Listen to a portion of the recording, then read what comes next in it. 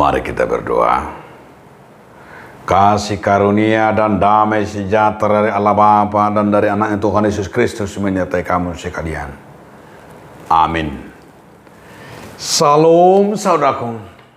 Marilah kita mendengarkan firman Tuhan yang tertulis dalam kitab 1 Petrus 2 ayat yang ke-11. Saudara-saudaraku yang kekasih, aku menasihati kamu supaya sebagai pendatang dan perantau, kamu menjauhkan diri dari keinginan-keinginan daging yang berjuang melawan jiwa. Alia kaholongan huapoi mahamu songon akapai solat jalahala dagang. Ora pamu maakai sapisat niroha sibuk namaralo dopak partodion. Demikianlah firman Tuhan. Saudaraku, di dalam nama Tuhan Yesus Kristus, judul renungan kita hari ini adalah milik Kristus. Banyak orang-orang yang kecewa kepada orang Kristen sehingga tidak mau menerima Yesus dalam hidupnya. Bahkan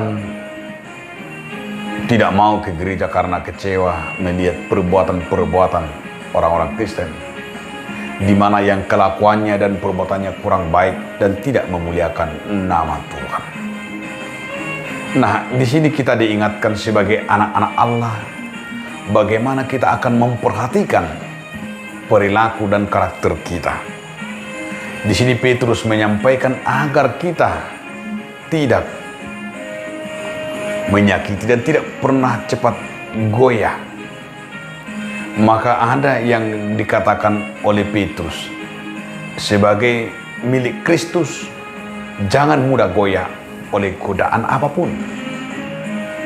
Karena ketika kita goyah dan mudah tergoda, di situ kita akan cepat oleh godaan-godaan itu. Bahkan kita juga arah hidup kita meninggalkan Tuhan. Di samping itu juga Petrus mau menyampaikan agar kiranya setiap orang percaya itu harus berani melawan arus. Berani melawan arus berarti kita harus berbeda. Dan juga Petrus mau menyampaikan jangan mau jadi korban masalah. Kalau kita ngambil kutipan Paulus dalam 2 Korintus 4 ayat 18, dikatakan sebab kami tidak memperhatikan yang kelihatan, melainkan yang tidak kelihatan, karena yang kelihatan adalah sementara, sedangkan yang tidak kelihatan adalah kekal. Masalah itu sementara dan ia akan datang silih berganti.